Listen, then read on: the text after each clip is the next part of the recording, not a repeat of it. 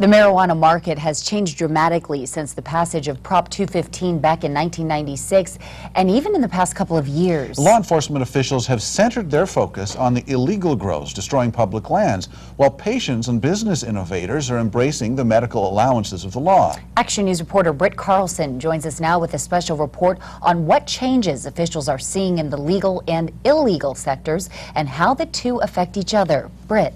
Yeah, Alan and Kira, lots of big changes for medicinal marijuana just in the past year. In fact, I got a chance to tour a dispensary in Sacramento that has partnered with law enforcement. Dispensary owners believe their legitimate businesses are helping to drive out the cartels out of the state.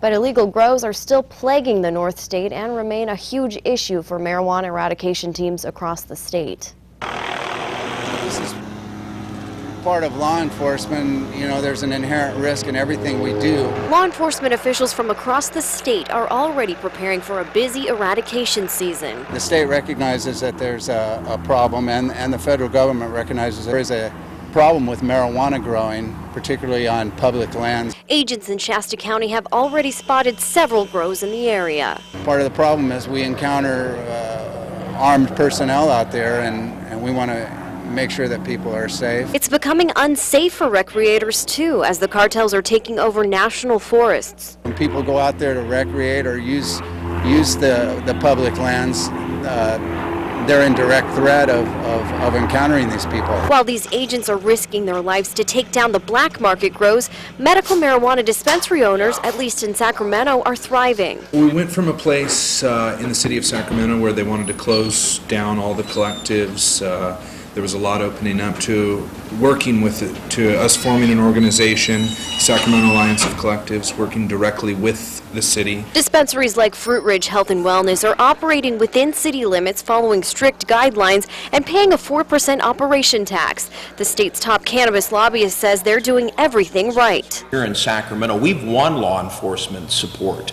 They like working with us. We're the good players. We're doing it right. We're following the laws. We're paying taxes. We're creating jobs. Now, Fruit Ridge Health and Wellness prides itself on the sophistication of its establishment. They hope to bring that model to Chico, where it would be considered another legitimate business.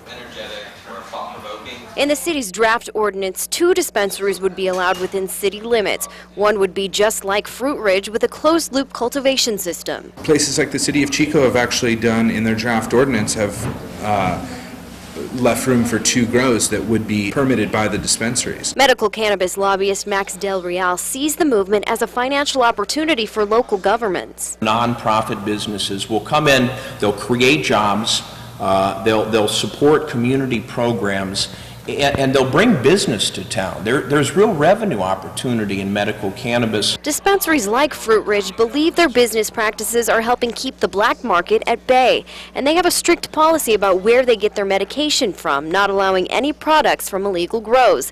But so far, agents say they're keeping busy. The last 2 years, we've cut over 4 million plants, and I'm talking about just camp itself, statewide. You probably add another 2 or 3 million onto that. So, which is a multi-billion-dollar industry. Clearly, money is being made in both sectors, but with the right regulations, cannabis businesses hope to drive illegitimate practices out of the state. Del Real also told me about the potential future of medicinal marijuana in California. Now, like Colorado, the state is looking into the possibility of the industry becoming for-profit. He believes that would mean far more tax dollars, competition, and money that would feed back into social service and health programs. Now, tomorrow we'll be taking a look at a dangerous trend combining hash and highly flammable materials. It's illegal and it's becoming all too common in the North State. For Action News, I'm Britt Carlson.